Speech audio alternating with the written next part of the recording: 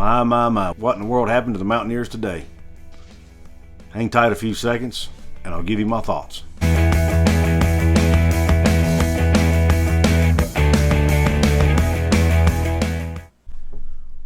What is up, college football fans, fellow members of Mountaineer Nation? This is Coos, and welcome to another edition of Coos' Corner, your go-to channel for college sports with a heavy dose of the team I'm disappointed in today, my West Virginia Mountaineers.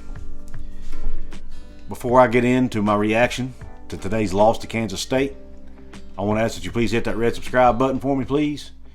Go ahead and give me that thumbs up if you like the video, and share this with your friends if you don't mind. I'm trying to get to 500 subscribers by the end of the year. I'm calling it the Drive for 5, so please help me out any way you can. Now let's get on with the show. 34-17, final score of today's game against Kansas State in football at Kansas State. The game wasn't even that close, in my opinion. Our offense once again just came out and laid a complete egg. 3 turnovers. Doege missing reads again. Not being able to break tackles.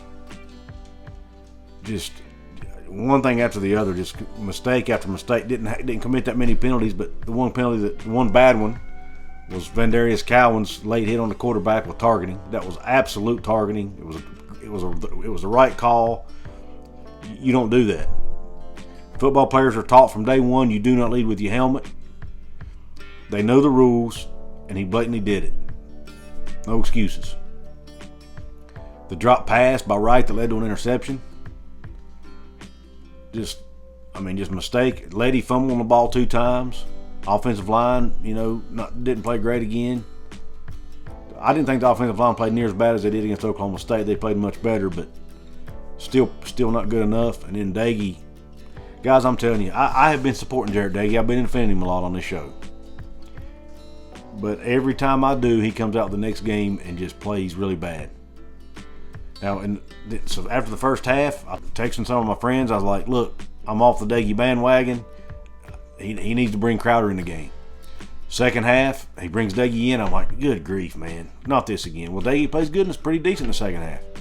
Every time I start hating on the guy, he comes out and redeems himself. Wins my trust back. But I'm going to be honest with you. I think we're at a point in the season. Jarrett Doege's not the guy. I don't think. I'm sorry.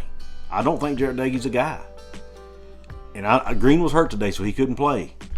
But, man, Crowder can play and still keep his red shirt. Why not play him? What? I understand we're still trying to make a bowl game. But give him a series and see what he does, man. What is it going to hurt, Coach? I don't understand why you just keep letting Jarrett make the same mistakes over and over and over. One play, it was 3rd down. I don't remember what the distance was. It was in the first half. It was a critical 3rd down. He stands in the pocket, has 2 or 3 seconds. He had time. Leddie Brown was wide open out in the flat on the right side. And instead of trying to throw it out to Leddie, I don't think he even looked at Leddie. He threw it into the middle. I think Winston Wright was in the middle in double coverage, and he throws it there instead. It's frustrating. And I know he makes mistakes, but he's a 5th-year senior. He shouldn't be making those mistakes. At this point in his career, he has started over 40 football games at the Division I level. You can't make those mistakes and win in the Big 12. You can't do it, Jarrett. And I've been bragging on the receiving corps. Big drop today. I'm not going to bash those guys too much because they played well all year. But something else I've noticed. It doesn't seem like they're doing a very good job of getting open a lot of times. I don't know. A lot of times the camera's not on the receivers running the routes, but sometimes I wonder if their route running needs work because they don't seem to get open on a lot of these plays either. Just the running game was once again not where it needed to be. Leddie had a few good runs today, but for the most part, they was able to shut him down. Our defense didn't play as good today as they'd been playing. I thought they played well enough to win early, but then we had a chance in the second half. Offense coming in and scored on 2 straight possessions. Had Kansas State 4th and 8, down 7 points, and they make a big play, 1st down. I don't get it. Our boys just can't get it together, and it's so frustrating as a fan. And I know they're more frustrated than we are because I know they're not trying to lose. I know they're trying to win. It seemed like the effort was there today. But I just don't. You'd have thought after getting beat so soundly last week that this team would have come out today just absolutely chomping at the bit and come out and play great football today, and it just didn't happen. And that's what's so disappointing. I don't know if there's just not good leadership on this team from a player perspective.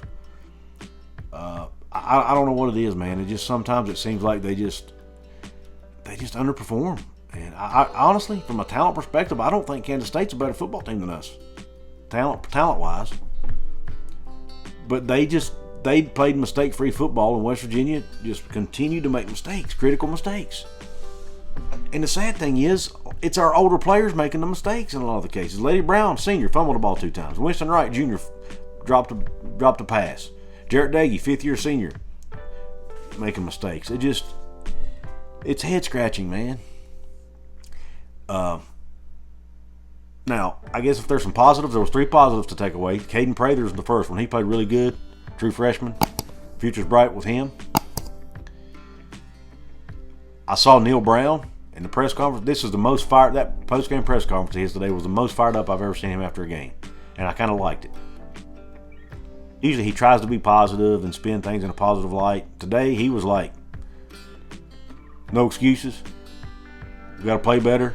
Didn't execute. And he said, we got to come out next weekend ready to play because nobody's going to feel sorry for us. I love that. That's what I want to see in my coach. I want him to be fired up. I want a little bit of fire in him. I liked it.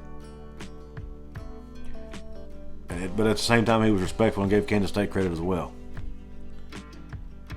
And then the other thing I was thinking about after the game, too, after my emotions set a little bit, I thought, you know what? Dana's teams used to make the same mistakes, some of these same mistakes in games a lot of times. But the difference was Dana's offenses were so good, they could overcome them. Because they were so talented. With Will Greer, David Seals, Gary Jennings. Even before that with Skylar Howard. Even though Skylar I wouldn't call Skylar a great quarterback. The guy was able to make plays with his legs when the plays broke down and stuff. So he was a winner. But they were always good enough to overcome their mistakes. Especially on offense. This team this year has zero room for error. Zero. They can't make mistakes. This team is not good enough to overcome mistakes. But I do think, hear me out, I'm going to put a positive spin on this. If you look at the recruiting guys we got coming in, the young players we have on the roster now, I do think in the next 1 to 2 years, we will be that team who will be good enough to overcome mistakes. I'm not giving Coach Brown a pass. This was a terrible game. The team looked terrible for most of the game, especially on offense. Him and his staff need to be held accountable for that. I'm not saying he needs to be fired, but here's what I do think. I'm going to be honest with you. I think there needs to be some changes on the coaching staff, babe. Because some of these positions, these groups are just not performing up to par, in my opinion. I don't think the offensive line has performed up to par. Now, I know they're young, but I still think they've underperformed in a lot of games. Because they're talented, and they still have a game experience at the Division I Power 5 level. So they shouldn't be playing as bad as they've played in some of these games, in my opinion. So I think the O-line coach needs to be looked at. And I would say the quarterback coach, but here's my fear there. It's my understanding that Sean Reagan is one of the key recruiters to Nico Marchio. And if that's the case, if they let Sean Reagan go, then Nico may decide he don't want to come either. So I'm a little bit, I don't know that, because recruiting plays a huge role in this. Because if you let some assistant coaches go, the guys they were in on recruiting may leave too.